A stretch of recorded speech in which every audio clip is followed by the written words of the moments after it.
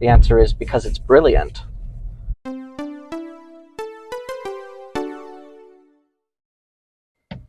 So, hey, just before we fully get into it, I just wanted to say that I've always had a genuine fascination for motor journalism and motor cars. So, if you're watching this, thank you. I'm really passionate about making this stuff, but I am, as always, a bit nervous that it's not going to be very good. So, if you are watching, thank you. I hope you enjoy. I also need to apologize a little for my cheap lapel mic because it tends to accentuate the nasality of my voice, so apologies there. I don't actually speak through my nose. So with that, let's get going. Oh, and turn off the parking sensors because they really hate the bushes around here. So before saying why I decided to buy a Honda E, why would I swear not to buy a car built after 2005? Because that seems like quite an arbitrary and very harsh selection. And the answer is it's not really an oath. It's more of a guideline, a trend I've noticed. And that is that the cars that really excite me, and the cars that seem to offer the best combination of driver feedback, engaging handling balance, engaging responses, and affordability and reliability, seem to occur within the production life of the original NSX, which is 1989 to 2005. And yeah, it's a bit arbitrary, but just like Moore's Law, which was more of an observation than a law, it serves a general rule of thumb purpose. And I've owned quite a few of the cars. Well, not quite a few. I've owned a few of the cars in the era. There are a lot of great ones, such as the Richard Perry Jones era, the Mark IV, Mark V, depending on who you talk to, Fiesta Zetec S, which is kind of like a Puma with a worse engine. Although I've had someone assert to me that the Puma is very different, but I still haven't been able to find any actual documentation on what the chassis differences are. Again, I'm trying not to waffle here, so you may see quite a few cuts. I've owned a 306 GTI, which I think is by far one of the best cars ever made in that sort of category, in terms of the combination of chassis balance, engine response, driver feedback, practicality, the way it looks, which is brilliant. Just everything about that car is great, and it's such a shame that the one I bought was so bad. I've also owned a MG ZS180. I'm not actually American, which was really good up until the engine blew up. And the reason why I feel, and other people have noticed this effect too, you see it sort of referred to as the competence peak. The reason why I feel that cars have gotten worse after 2005 is largely because there seems to have been a large increase in weight, for one, and then an accompanying large increase, or decrease really, in the amount of involvement. And involvement is a word that's thrown around a lot, but what I mean is the way that the controls feedback information to you about what the car's doing seems to have gotten measurably worse in the last 20 years. So, for example, when it comes to steering feel, I would argue you have two main components of steering feel, and that's the weighting, so not the static weight of turning the wheel, but how the weighting varies depending on the load on the front wheels. And then there's the texture or vibration you get through the wheel. And those are two different feedbacks. They tell you two different things, but they're both valuable. And those have gotten significantly worse, largely because of electric power steering and increasing tire sizes. The other thing that's gotten a lot worse through getting better, confusingly, is cars have gotten a lot faster, both in acceleration and in lateral grip. And I'm not saying that fast cars are bad. Far from it. I like fast cars. I own a Zara VTS. It's quite quick. But the faster the car gets, and the more you focus it towards getting lap times, which tends to be the measurement used, the more you have to aid the driver in order to allow them to exploit that, and the more you separate the driver from the experience. So extracting a 0 to 60 time from something like a Zara, not only can you do it, within the speed limit, and it takes some work, you really feel like you've earned it.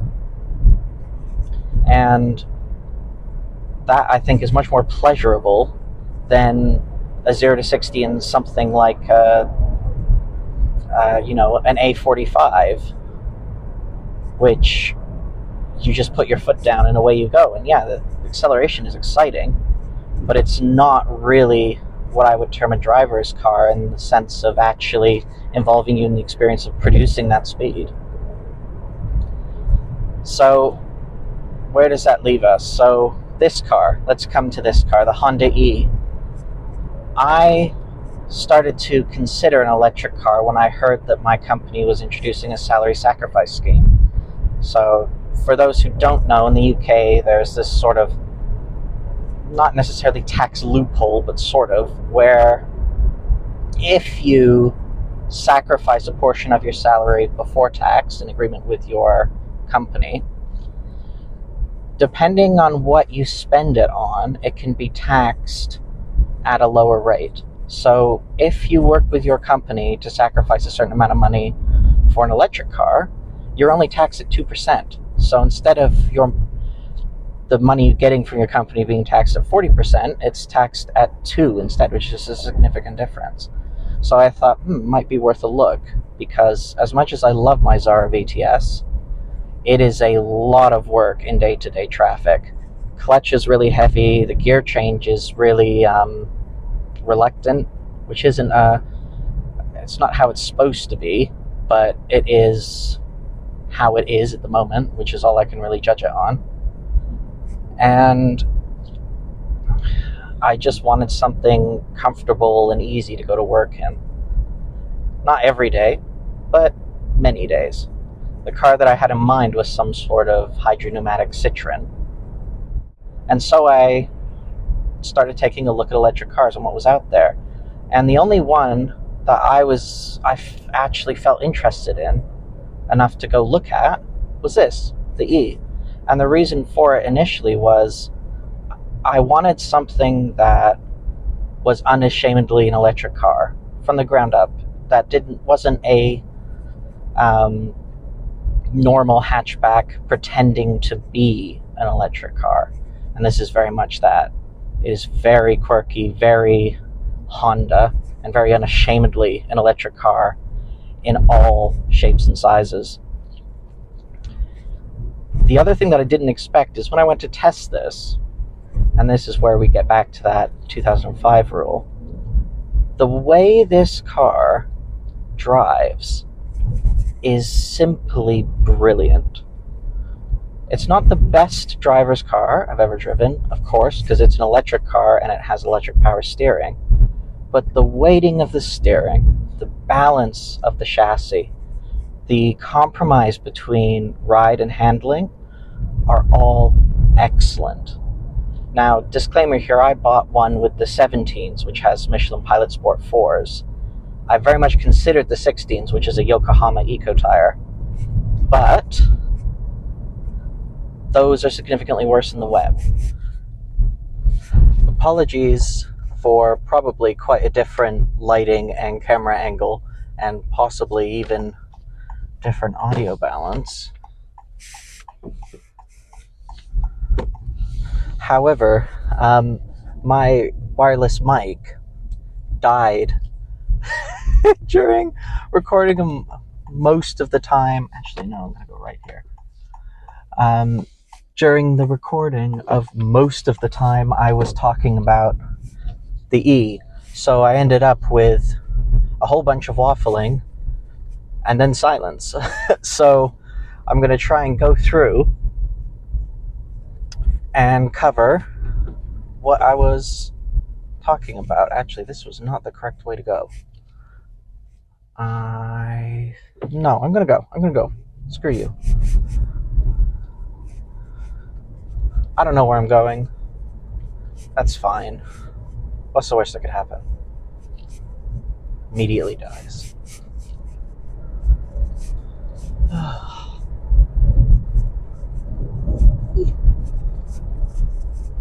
Where the hell am I going? Wow. Ooh, Lord. Oh, boy. Wow, this road is really bad. Fun, though. Can I go this way? Okay. I have no idea where I am. I made some very questionable navigation decisions. No, I don't. There is basically no road. Don't lane departure me. Where the hell am I? I've made a series of bad decisions. I have no idea where I'm going. I am lost. Why am I like this? Oh, rabbit. Right, let's go towards Burwell. Allegedly. Okay, we're just going to turn around, I think. Okay. Yes, I know. There's bushes everywhere. I got fairly lost. Now I'm quite flustered, and now I need to relax for a bit so I figure out what the hell I'm doing. But here's the truth. I mean, I don't know where I'd put this in the video, or even if I'm going to put this in the video. This car is so relaxing and feels kind of always on your side. No matter if I'm doing sort of high-speed rally stage like Fenland roads, or doing these little narrow ones. The brilliant turning circle and the excellent chassis, I don't feel as stressed as I would be in a lot of other cars. Just because I feel like it has enough wheel travel to absorb the bumps, and it has enough grip to, deal with my own incompetence. So this was a dumb idea. However, this road it's well surfaced, but it's got a lot of bumps and ridges in it. So, I say well surfaced. Oh, Jesus Christ. This is, whoa.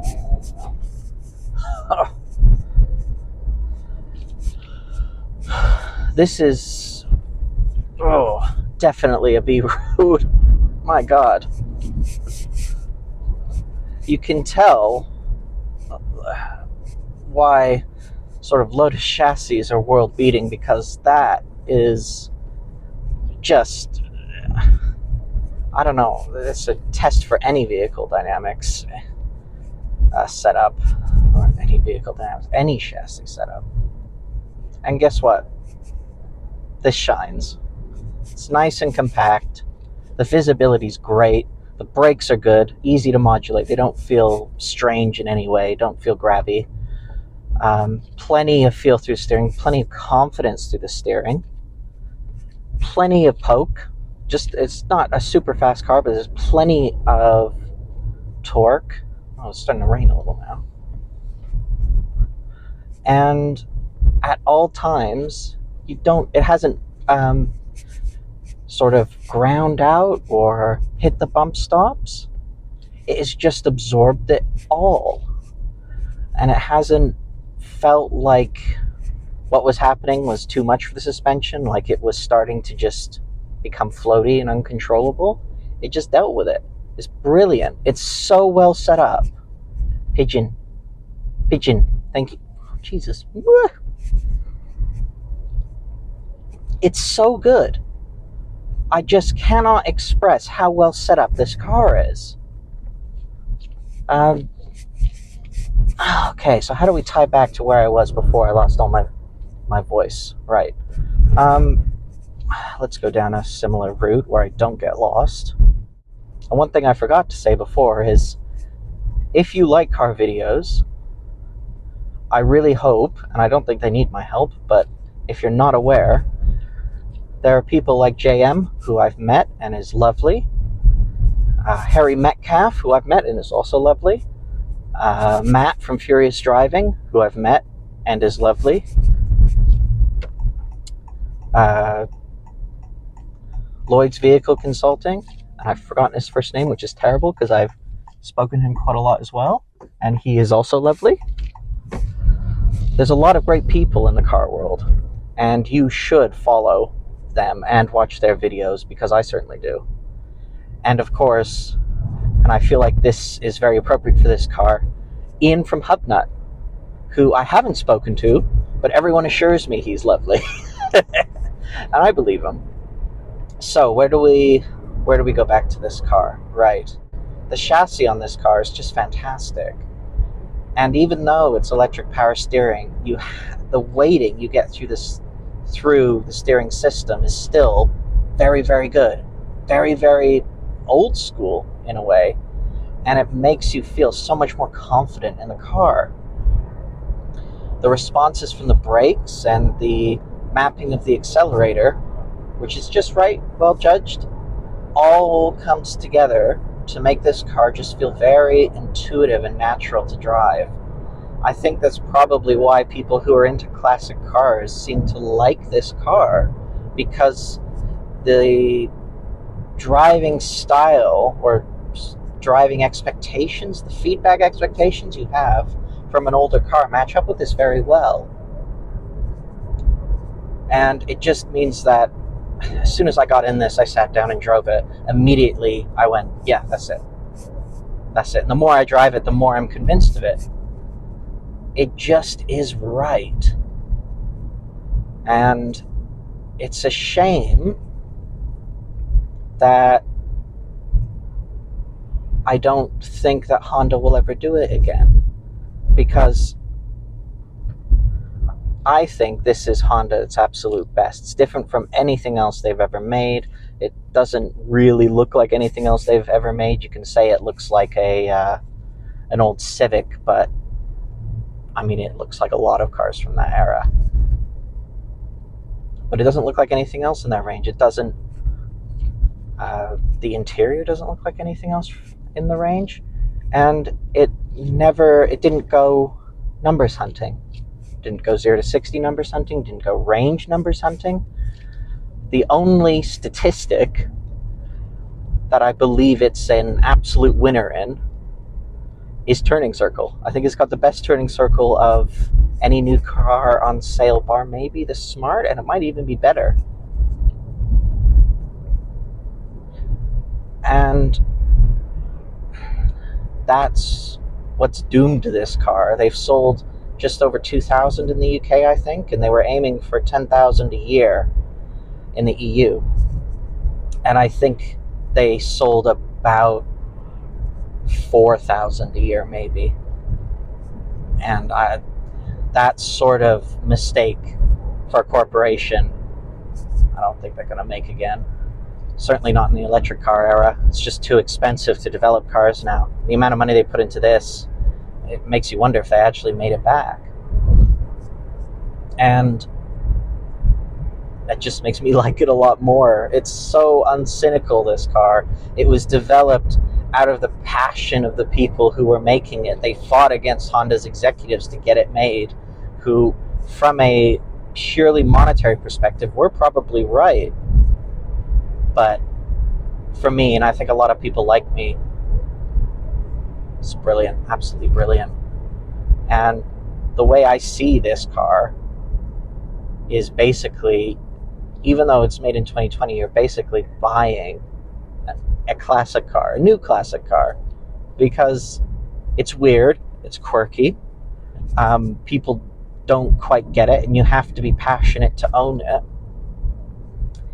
And it gives you that X factor, that feeling that a really good classic car does, of something of, I don't care how bad it is, I don't care if I need to recharge it, every 5 minutes. Something about it is just so appealing that I'll forgive it. And it's absolutely like that. And it was going to beep at me in a second, I think. Woo. And I think it takes someone who's cynical about new cars like me, and I'm very cynical, and makes me go, yeah, I'll put my money down, I'll buy an EV.